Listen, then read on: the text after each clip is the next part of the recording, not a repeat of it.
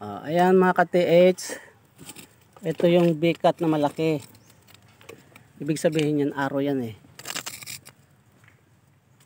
Nagtuturo dito sa bato nito malaki. At saka yung square na yon, galing yan dyan sa gilid niya.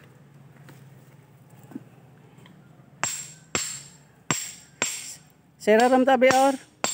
Uto ngayon uring.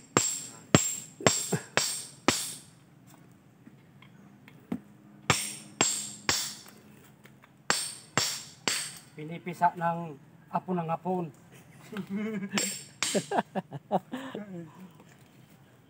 Pag sinwerte kita or ang lagsan diamante. Nasa ilalim. Hindi yan nadidetect.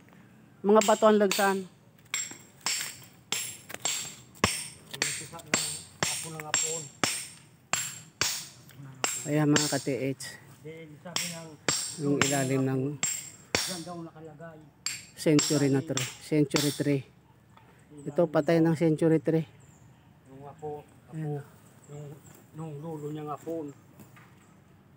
Lulog niyang upon. Lulog niyang upon. Henry na to. Yung sinatoy. Dito yan nakaturo.